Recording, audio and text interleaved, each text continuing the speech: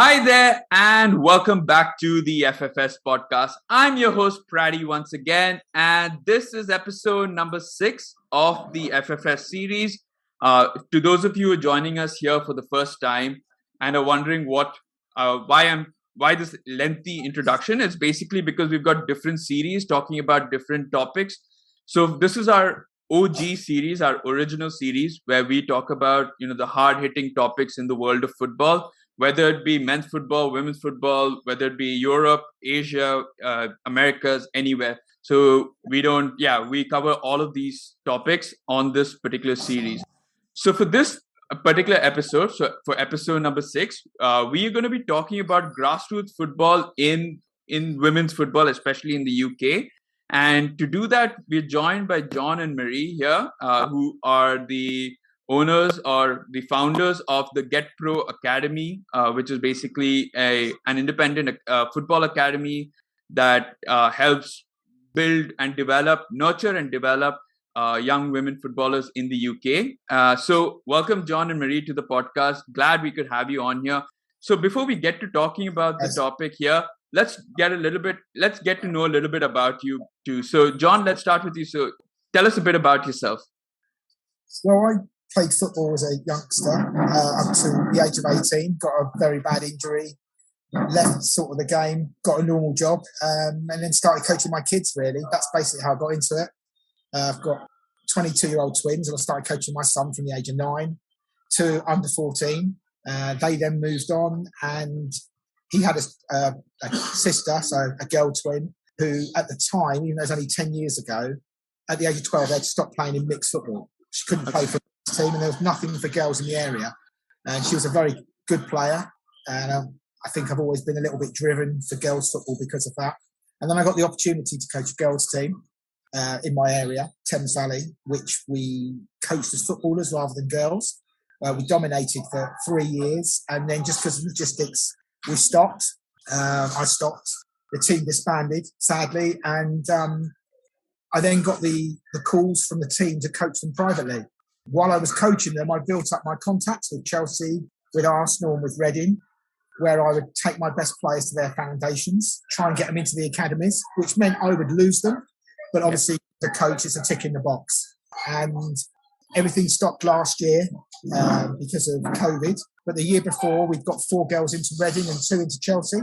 And this year, even though it was very disrupted, we couldn't start coaching until May. We managed to get 2 girls into Brentford and 2 into Reading. So We're doing well. It's quite a good success rate. But I wanted to expand it because just in my area, which is probably, I'm not even near a Premier League club. The closest club to me is Reading. So around the country, there's obviously many more girls that want to do it. So the idea is to get a good template. But what we do differently is not only do we offer high quality coaching and trials that we can get them into, we like to have a professional footballer, a female professional at each venue. Now, sitting here next to me today is Marie. She plays for Birmingham, Republic of Ireland. She's helping me launch the Newbury one, which we're launching today. And also Marie's going to set up for us in Birmingham. Awesome. In your earlier introduction, when you were talking about your development as a coach, I actually wanted to ask you. So, is it true that coaches who don't have a great footballing career or playing career become better coaches at the end? Because you see that a lot. Well, I hope I was rubbish at football then. Yeah, I was okay at football. When I was young, Yeah. Totally, it's a lot technically better now. But also, when you were injured, you used to just get a bandage put around it and told to be a man and get out there and play. So it's totally changed. I'd say football's a lot more technical than when I was playing. Right. A lot better players, I think that's probably fair to say. We'd say a lot more better players across the whole spectrum. Yeah, I think, like you say, coaching's moved in itself and how coaches are educated as well. So the level and standards that they can facilitate to produce in terms of the players' technical qualities improved over the years as well. Awesome. Very good point.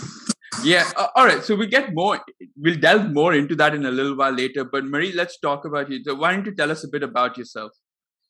So, I mean, I was basically fascinated from football because I had an older brother. So he was 4 years older than me. So I just wanted to do everything that he did. And he was obviously playing with his friends in the back garden, playing football. So, of course, that's what I wanted to do. Just followed him around and then took it into when I was at primary school, was obviously playing with the boys in the playground, and in the school team then I'd play with them. But again, I got to an age, I think I was 12, where I wasn't allowed to play with the boys anymore. And also, like, the boys' parents didn't really like that a girl was playing in front of their son. So it caused a bit of a problem. So then from the age of sort of 10, 11, I was very fortunate at that time to get onto a girls' team, which was very rare, obviously, like 10, 15 years ago, because obviously compared to now, there was nowhere near the visibility or availability of women's teams or girls' teams as it was then.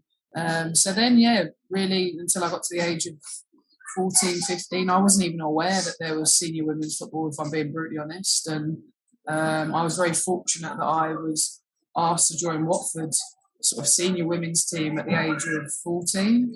And since then, as I say, I've been very fortunate that my time in football has come at around the same time that the professionalisation of the game in England. So 10 years ago, when the WSL started, I was fortunate enough. I was part of the Birmingham team when the original league started, and from then, as I say, I've played for Chelsea, Manchester City, Brighton. I've played abroad in Portugal for 2 years, and again, fortunate to play with the Irish national team as well. So in the past 10 years, you've seen a dramatic change in the landscape of women's football in England and across Europe. And so, as I say, I've been very fortunate to see and experience the progress that the game has made. Oh no, definitely. Especially I don't live in the UK. I don't live in Europe. I live 7,000 miles away from where you are.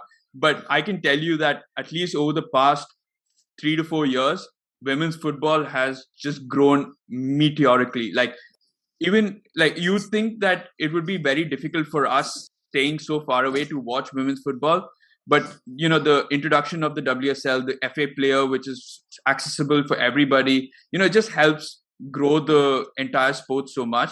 But okay, let's break it down now all the way to the grassroots level, because that's what our main focus is here today.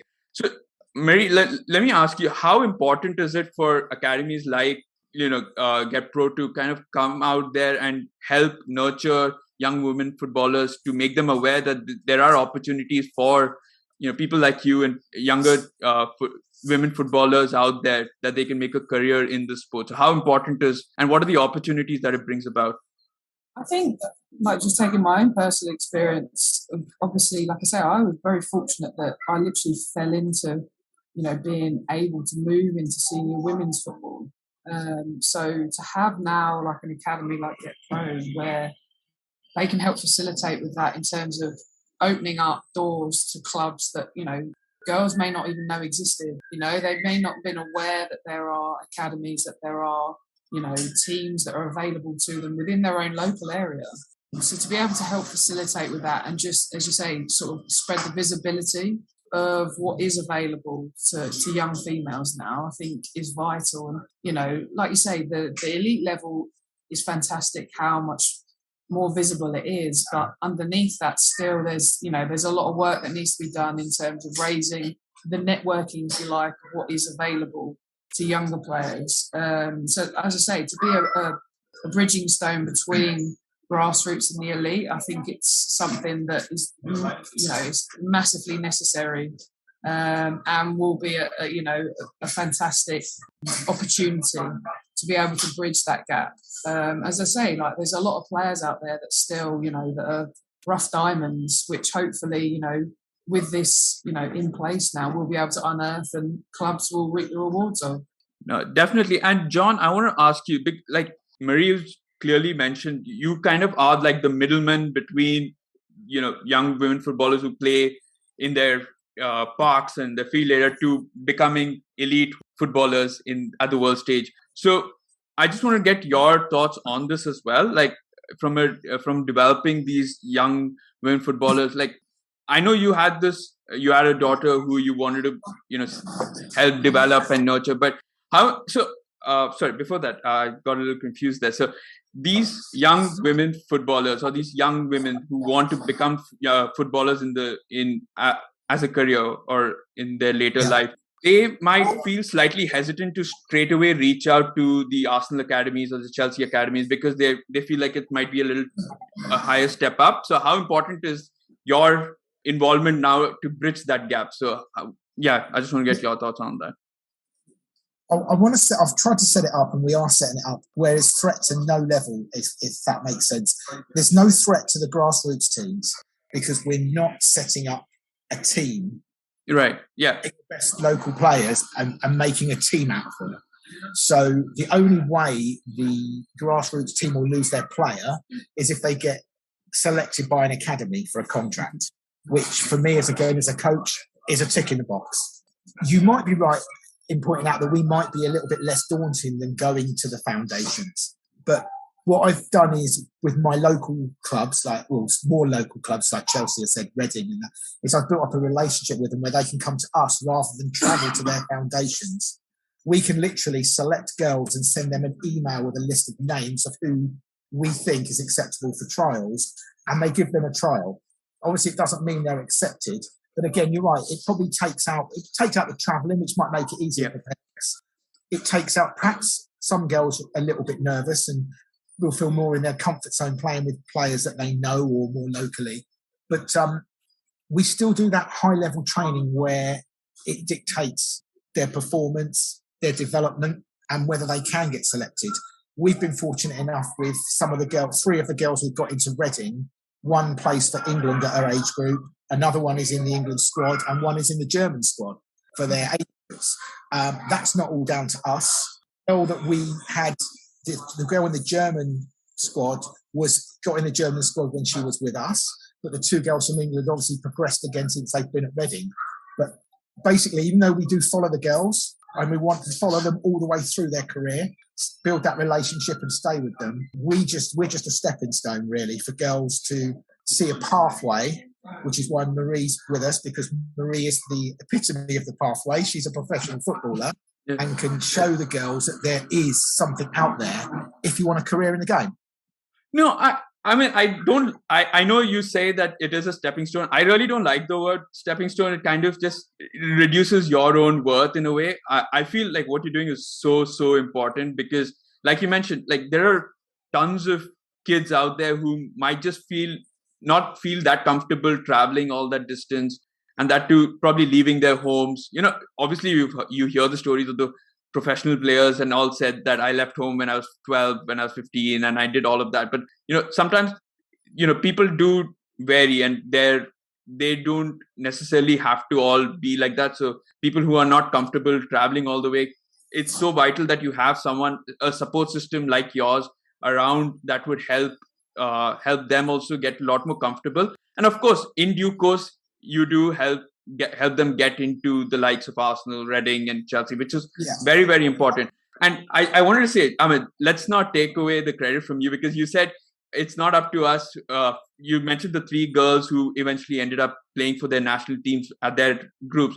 And you kind of made it feel like it was down to, I know they got in because they were in Reading and, you know, the foundations helped them. But you were the first stepping stone or the first level or the first part of it. So, I mean, the credit all goes down to you for discovering talent like that and then helping them on to, the bigger clubs, but yeah, like I mentioned, I mean, let's not say stepping stones because it's all important part of the process. It is. I mean, it is a stepping stone, but yeah. Yeah. So all I was going to say was probably just as hard is going to local games and seeing the girls, watching them play. I always think watching them in a match environment is better than watching them into training. Some girls are brilliant at training and can't take it to the pitch and vice versa. Yeah. Some of the hardest part is not always you can't put every girl into the trial system. You know, you've got to protect your relationship your relationship with the club and the reputation by only putting girls in you think will actually have a chance of being selected. So that's hard. That's probably the hardest thing is you've got to be ruthless as well. You've got to say to some of the girls, it's not this year, but work hard and it could be next year, you know. So that's probably the hardest part of it is letting girls down, because they all like to think we're all together. There's 40 of us, and why have only 7 gone to the trials? Well, we think because it is quite cutthroat. There's over 100 girls that get trialled and only 3 or 4 spaces. So a lot of girls that get let down. So you've got to consider that as well.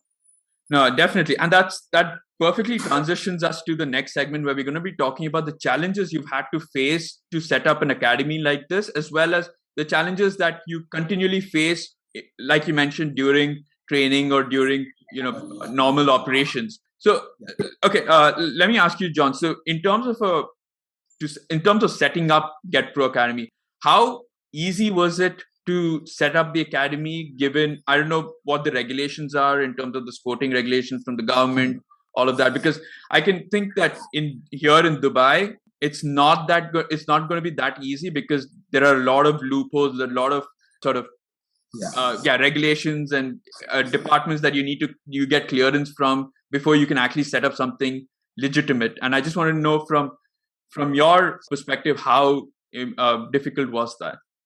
I was already a coach, a qualified coach. I had all my checks done. Obviously, I was known to the FA.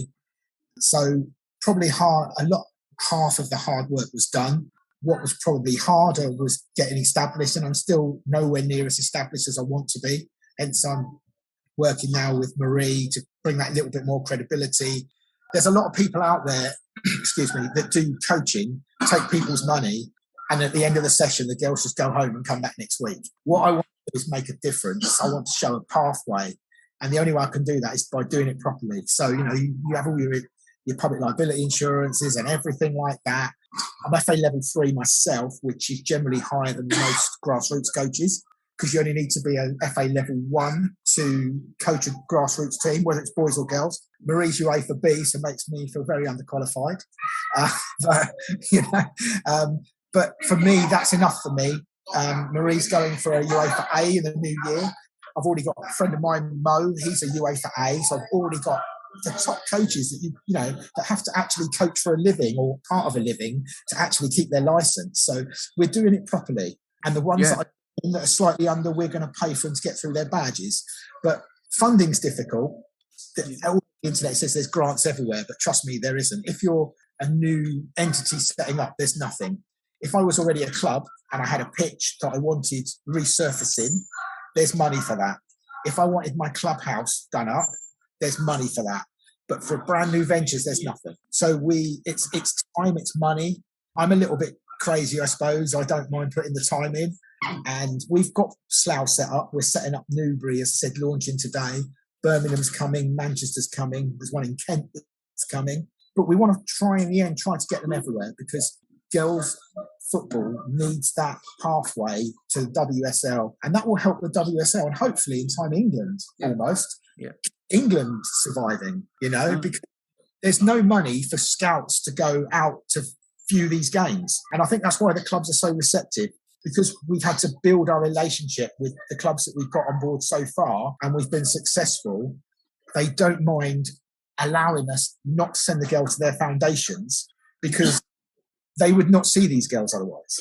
Right. I want to get your thoughts again on this relationship that you have with the bigger clubs like the Arsenal, the Chelsea. Because you clearly mentioned that they don't have an issue, because for them it's more talent coming to them without having to do the dirty work of scouting. Because we all know right now in the pandemic, Arsenal had a huge redundancy layoff because they did away, I think, with their entire scouting department and all of that, right? We're talking about men's football, but I suppose that all trickles down even to women's football, because we're talking huge redundancy. We're talking about scouting departments no longer being that relevant because you have data analytics and all of that. Of course, yes, scouting will help you so far, but for you, I mean, being a middleman of sorts, this helps foundations not do the long, extensive work, because they've got someone like you. Like you mentioned, you are already a qualified coach, so they're not trusting a nobody. Basically, they are putting faith in someone like you. But so from your perspective, how important is it to get it right? Like you mentioned, there's the hardships of saying no to someone because they're probably just not good enough. So how difficult is all of that? That's particularly hard. But I think, having been a coach, I've had to make difficult decisions, whether it's grassroots or whether it's Premier League. It's no different. You're upsetting somebody. And when they're young, sometimes it's harder to take. So I've had to make sort of hard decisions, but you've just got to be truthful. Marie will probably back me up. There's so many parents that say their child's the best footballer on the planet.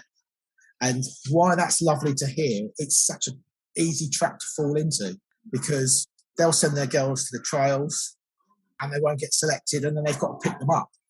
I'm pretty sure that the ones we send, if they don't get in, they'll be in the final group, if that makes sense. Because it works on a 3-tier system. You have tier 1 with girls, they reduce it down to about 60, and then they reduce it down to 20, 25 for the last one. So we try and get at least every girl in the final group.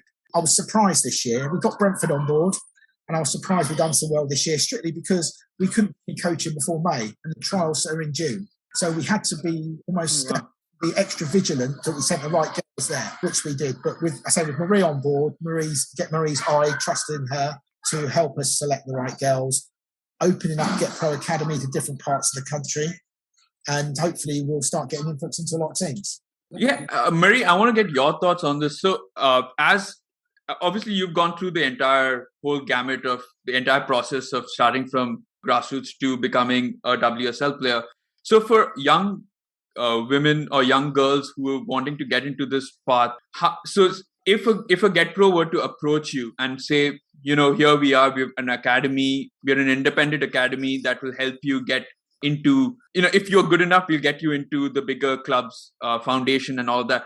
How ready do you think are parents to allow their kids to be involved in something like this? Because it's not like we mentioned, it's not a foundation directly, it is a sort of middleman. So how ready are parents to allow or to buy into something like Get Pro? I think fundamentally, because there's already a clear, you've got successes already in terms of you can physically point out girls that come through the process and come the other side and obviously obtain places at, as you say, Chelsea, Reading, etc. But fundamentally, and again, this is one of my biggest main points of this as well, is just exposing as many girls to high level coaching as possible. Because I think still, don't get me wrong, as much as the game has grown, it's still, making, the level of coaching available to players broader.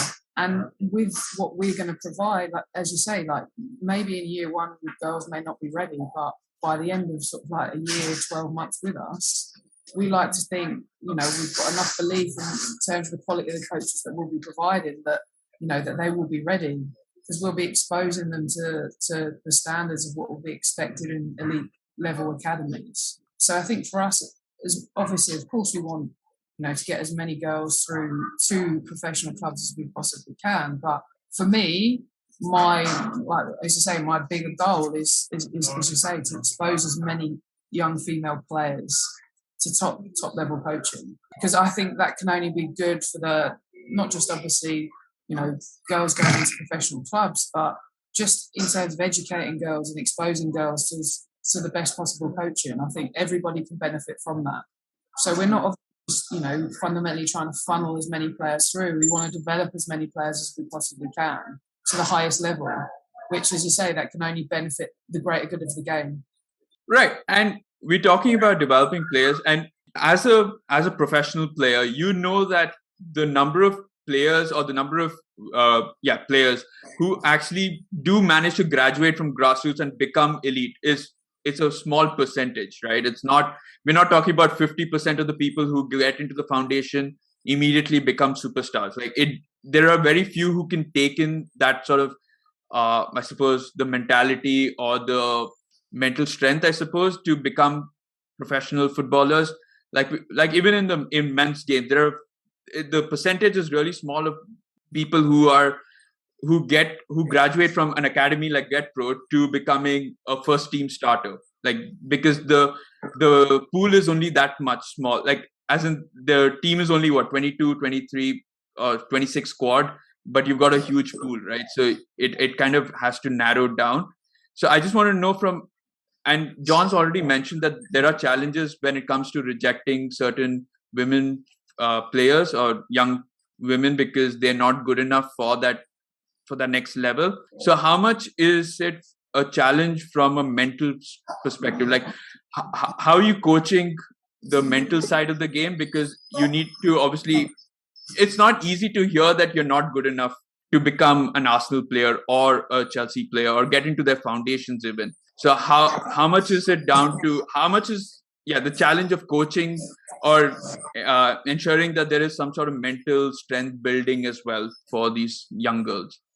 As you say, as much as anything else, you can be the most talented player in the world, but if you don't have the right mentality, the right work ethic, you won't make it. So for us, it's as much about, as you said, equipping them technically, physically and psychologically. So, within the sessions, you're going to constantly be challenging players.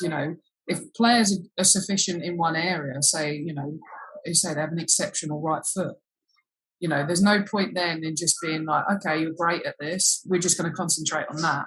Because, as you say, the level of the game is growing every year. The level of competitiveness for places in squads is growing every year. So if you're not going to be proficient using both feet, then the realism is that you're not going to be able to make it all the way through. So that is something that, it may be harsh, but ultimately we've just got to be truthful, and we've got to, literally lay it on the line and be like, look, the level that you need to be to play at the highest level means that you're going to have to push yourself to the extreme, to challenge yourself, not just technically, but physically and psychologically. And, you're going to be challenged in areas. And, as you say, it's not going to be a case of, you're going to be coming in and every training session is going to be great, because, we know what it's like. Days and you just have a bad day. But it's being able to equip the girls to be able to deal with that. So, obviously, you've got to be fair, and at times you've got to be constructive. So it's going to be, sort of layering, not just the technical detail, but the ability to handle constructive criticism. Right. Ultimately, just as people, as human beings, it's natural that, your emotions and whatnot, but you've got to be receptive to constructive criticism and not take everything personally. Especially for females, with our personalities and type of profile of people that we are, it's something that you've constantly got to be evolving with, and adapting to. And as you say, that's where, the differences of coaching boys and girls is completely different in terms of, the language that you use, how you say things, the tone of your voice. Like, these are the things that, as you say, when you're coaching girls, you have to pay particular attention to. So it's things like that, differentiating how you say things and why you say things. So, that's something that as a collective across, the whole academy that we're going to look to do is, that's sort of like a difference between, how we will do things and other academies do things. It's right. just having awareness. And I suppose, John, that's where Marie's experience comes into play here, because it's so important that you have someone who's made it at that level to lay it on the line and say it clear, like, not every one of you is going to make it to that level. There will be hardships along the way. There will be rejections, all of that. But it is important. But if we will train you to, if you're good enough, we're here to train you. We're here to develop you. And I just want to get your thoughts. That's clearly Marie brings many things. That is one of them. Yeah, of course. As I said, showing the pathway that you can make it to professionalism. Being there for the girls, to tell them what the sacrifices you need to make. Try to tell a 14-year-old you shouldn't be eating that, or do you know what I mean? Yeah. Or not eat so much of that, or do this, do these, exercises at home. And just basically, football has improved so much at a younger age. You've almost got to be a professional from the age of 12 or 13. I think I coached a team that said very successfully till they were under 15, and they were very good. We would go and play in the Chelsea Cup as a grassroots team, and one year we got beat on penalties in the final by Chelsea. We were good. But some of the under 11s, under 12s that I'm seeing at the moment, they're not at that level, but they're 3-4 years younger. And you can look at them and think, wow, they were better than the girls that I picked up at that age. Do you know what I mean? That I coached at that age. And Marie was saying on the way here how the levels have gone up, has happened. You look at the youngsters now and you think, wow, they're good. And that's what I'm particularly excited about, is the fact that I've had success as a coach in girls football and getting girls into WSL clubs, academies, and the national teams. Working with someone like Marie is a privilege for me. She's a professional footballer. Not many people can say that, but Marie can bring not only that, she's a UEFA B qualified coach, so she can bring the technical side as well. And it excites me that we can start working with younger girls that have got the ability to do the basics better than average. Oh, yeah, definitely. I just wonder, talking about Marie's coaching license and all that, how important is it to also get a lot more women coaches involved in what you're doing? Because to kind of have that ecosystem and environment around young girls as well, to know that, there are, people like them or like of the same gender to help them, coach them, know what they're going through. Obviously, I mean, the two of us here, we don't know what it's like being a girl there, of course. So, it's definitely how important is something like that, and is that something that you are looking to do as well in the future? And I'll have a brief answer, then I'll let Marie answer that. She wants from her point of view. I think it's very important. Because I think it's better for the girls to have a female presence there. But one of the girls tonight, she's 18. She was a goalkeeper as Grassroots. She now works for the ambulance service, but she also coaches the Grassroots team. She's come on board with us. So I think it's important to have a young female coach as well as a professional at each location. So yeah, that's what we're trying to do. We're trying to get girls into coaching as well. I'll let Marie talk about her. I think as much as anything else, obviously fundamentally, like you say, we want to create, better players to go on and have successful careers. But equally, you want to open people's eyes and be like, okay, maybe, I'm not going to be a player, but I could be a coach. Oh yeah. Because the more, football's not just about, the 11 players on this pitch, because you have the coaches, you have a referee, you have physios, you have, so it's about opening other doors for people as well, because like you say, not one shoe fits all. And the more sort of visibility you give to different roles, and you can say, for people that be like, okay, there's plenty of other options for you to be involved in football. Right. Yeah. No, I completely agree. That's something I overlooked, I suppose. I forgot about, but yeah, that definitely helps. We were talking mainly about the players on the pitch, but there's so much that happens off the pitch as well, from the coaching staff and from the physio and everything. But yeah, that's another opportunity that you're providing for young girls as well in the sport, because like we mentioned, not everyone can become a football player, but there are so many other opportunities in the world of women's football that they can grab.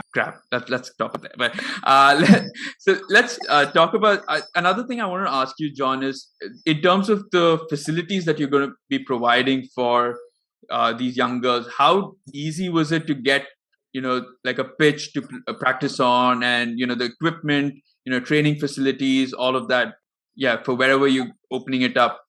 Pitches have been extremely difficult. I'm lucky that where I am, I know the manager of the local power league who lets us have good prices, which helps because obviously it costs less to set up. You start off with a 5-a-side pitch, and then you perhaps go to 2, and then you go to the 7-a-side pitch.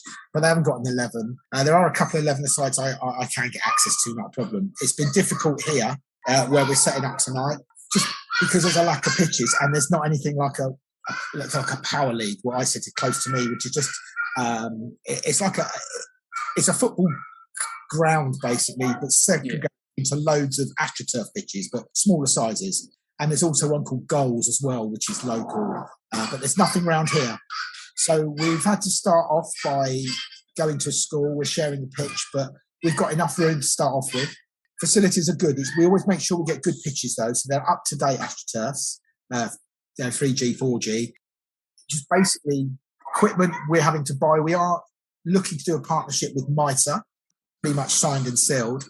We're just waiting for the equipment to come in, which is good. It's going to help us tremendously. But equipment, just buy as we need it to start off with, to fund things, pay the first few pitches, and then get the academy to be almost self-funding, as it were. But we're in good, I think, over the top for what we're charging. But that's what's needed. We need to show that we're different, we're better. And I want Get Pro Academy to be the best of what it is, around. And in the future, for girls to know of Get Pro Academy, that's where we're going to go if we want a career. Right. And another thing that popped into my mind, you speaking about your relationships in terms of with Arsenal's and with the other big clubs.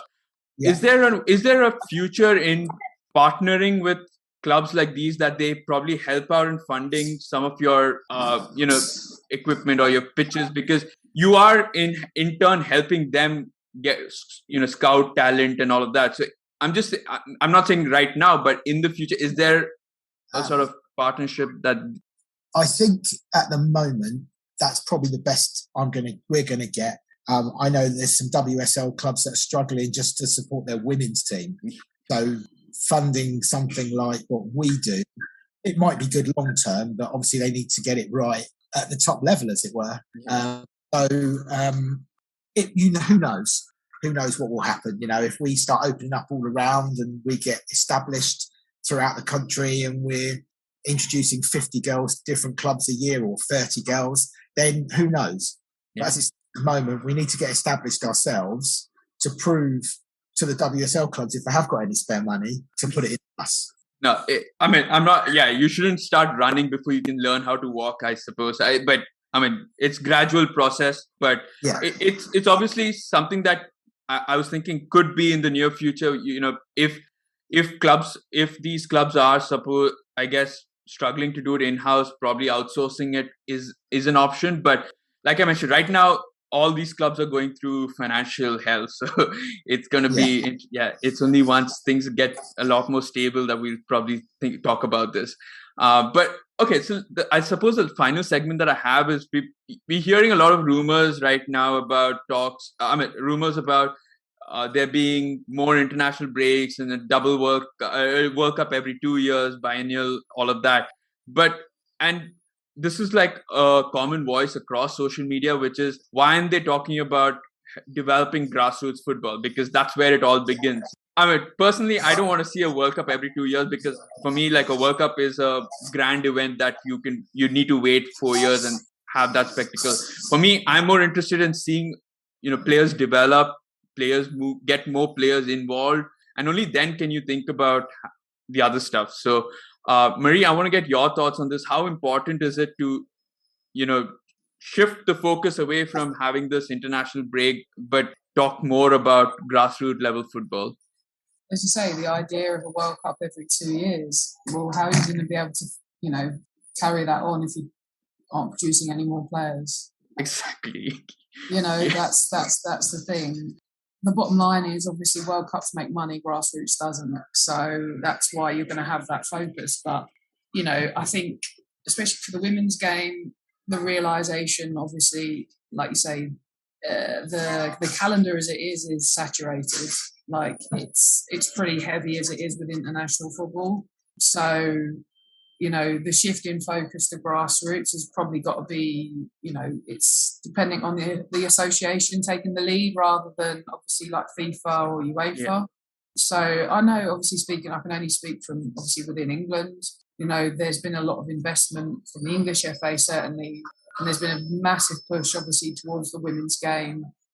Obviously now we're in the depths of a pandemic, so there's going to be, cutbacks in, across the board on everything. But from the English end anyway, I think, there is a realisation that, the level of sort of infrastructure of grassroots needs to be developed.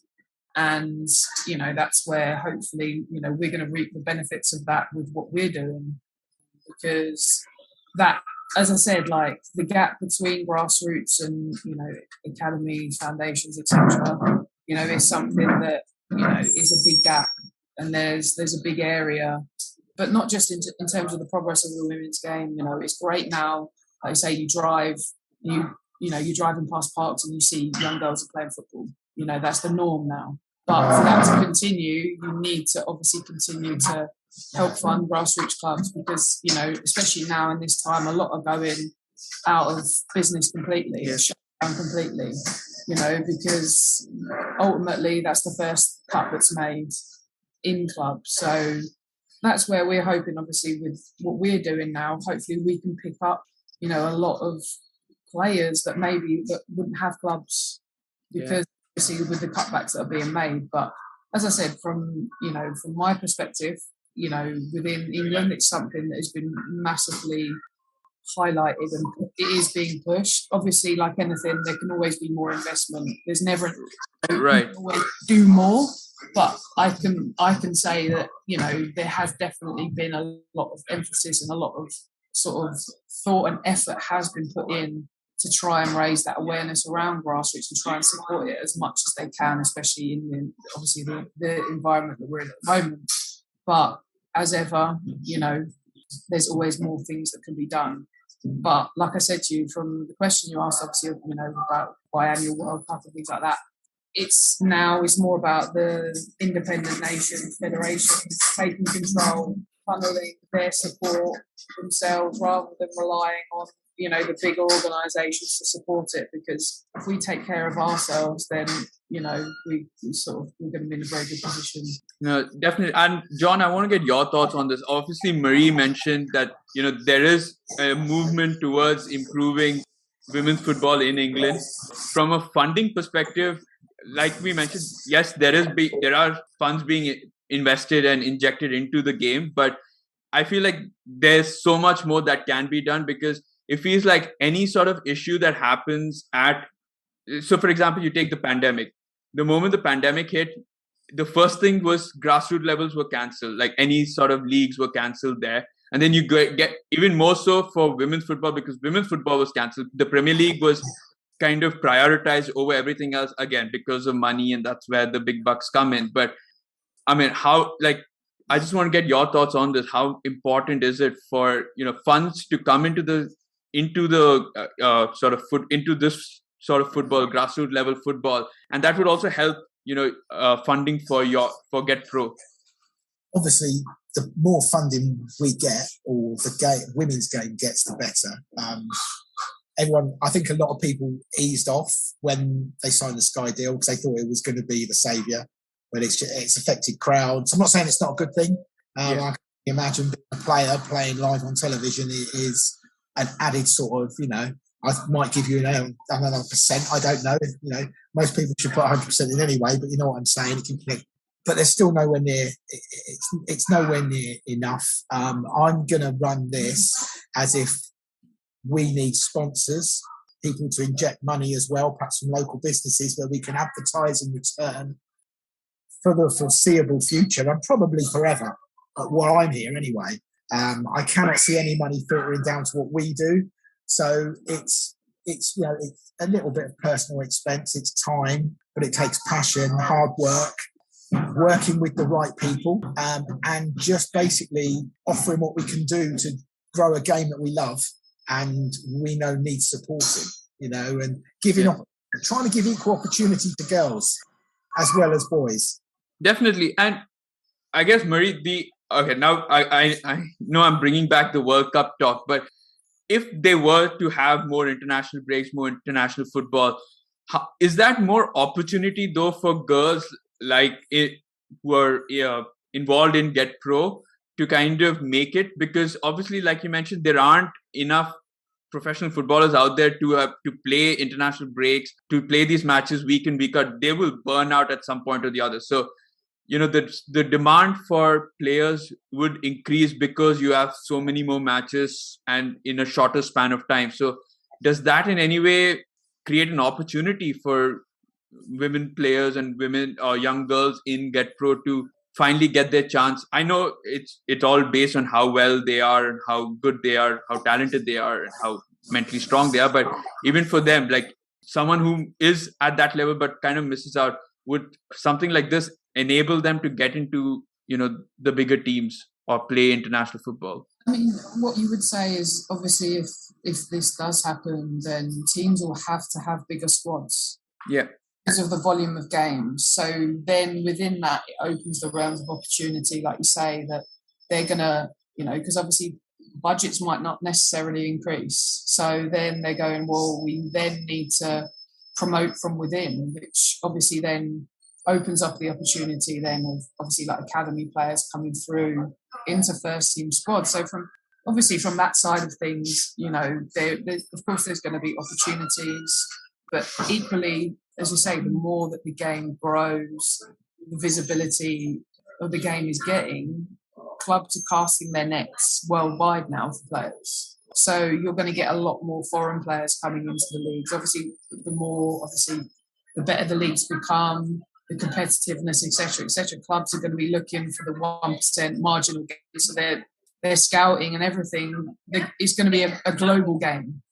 So even then, within that, the competitiveness for players is going to increase. So equally, you could look at it from both sides. Yes, obviously, if clubs, maybe, necessarily not the big clubs, but the sort of lower end teams or mid-table teams, then they may need to be like, right, well, we need to be more sort of clever with our scouting within the UK to pick up players, that necessarily aren't on the radar of the bigger clubs. Like, we need to look more, for, like you say, the rough diamonds, because they're not in a position to go into Europe or, from around the world to go and get players. So, there's two sides to it. I mean, like I say, necessarily it doesn't need for it to be, a biannual World Cup, because, as I said, like, the calendar for the women's game is getting bigger and bigger. Like, now you have more Champions League games. There's being calls for like a Club World Cup now.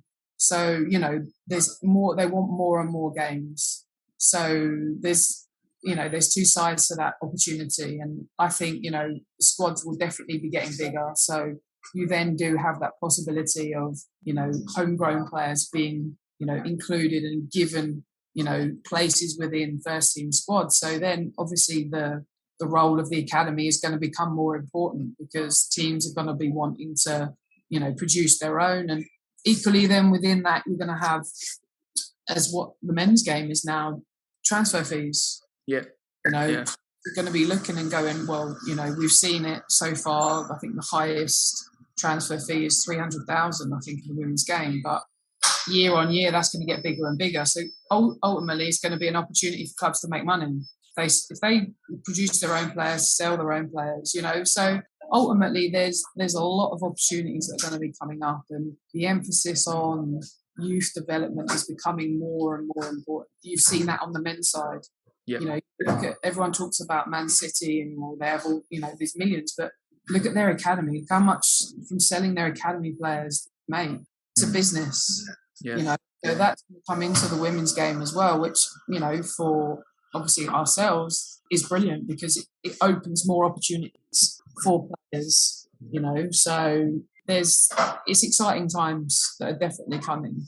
And it's just a case now, as you say, we're trying to help facilitate it.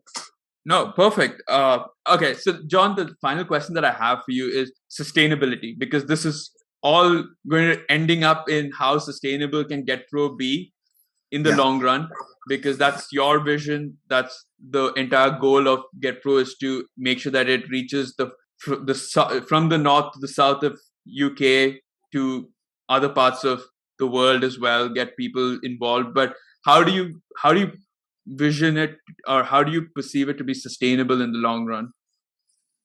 I think to start off with, the first thing we need to do is establish ourselves as the place to go, which can only be gained by offering good, high quality coaching, showing girls a pathway, and getting success with selecting girls for trials.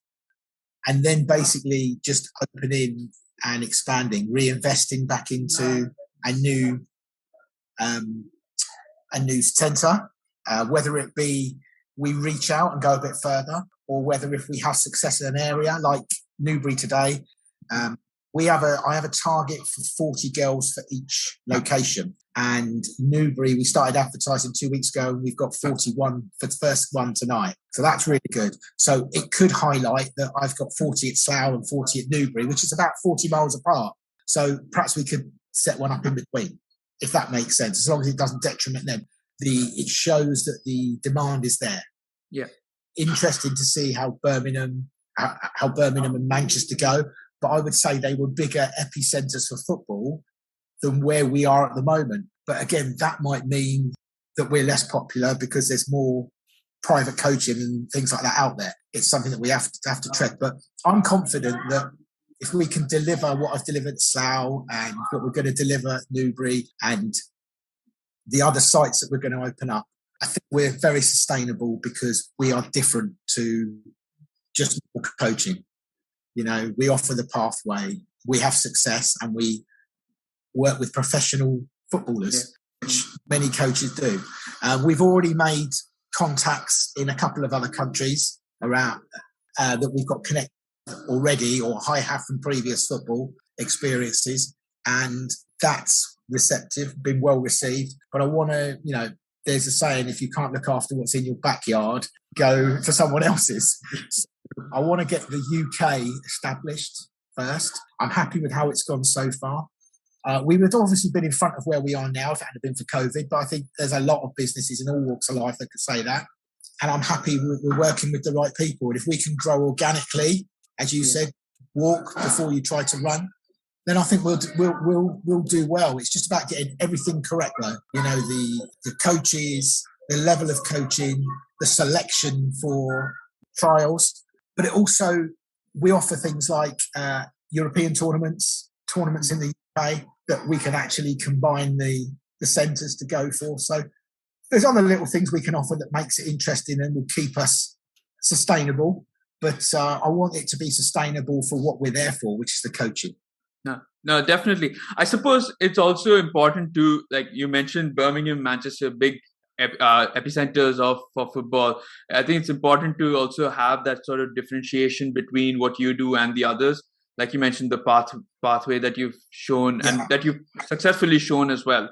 It's not like you're going in saying, I can guarantee you a seat in Arsenal and then end up not doing it. You have shown before that you have had success stories, which is great. And yeah, I mean, it's certainly going to be interesting to see how far and how, you know, how long I hope it goes on forever.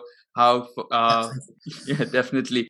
So it's going to be very, very interesting. But I guess that's all the time we have for this particular podcast episode. So thank you, Marie and John, for being here. It was a pleasure having you on here. Thank you very much. It was great to hear from you. I wish you all the very best for your venture at Newbury now. I hope you have a lot of success there, open up more branches, get women's football up and running again. Like you mentioned, I mean, you're talking about you would have been ahead if it wasn't for the pandemic. The fact that you're actually opening up more centers is actually a success thereabouts. People are talking about closing centers. Here you are opening more, which is, I mean, it's a brilliant story here. So, yeah, I mean, definitely, it was great to hear from you. Hopefully we can catch up soon as well on the podcast, whether it would be another catch up soon about any other centers or how well your other centers are doing, or whether it be anything else regarding grassroots or women's football. So we'd love to hear from you. And yeah, I hope you had fun on this podcast. Like I mentioned, it's really interesting to get your thoughts on this. Thank you very much. Yes, thank you very much. Thanks. And thank you to those of you listening to this podcast. If you want to go check out Get Pro, the links will be in the description, whether you're listening to this on the audio podcast or you're watching this on YouTube.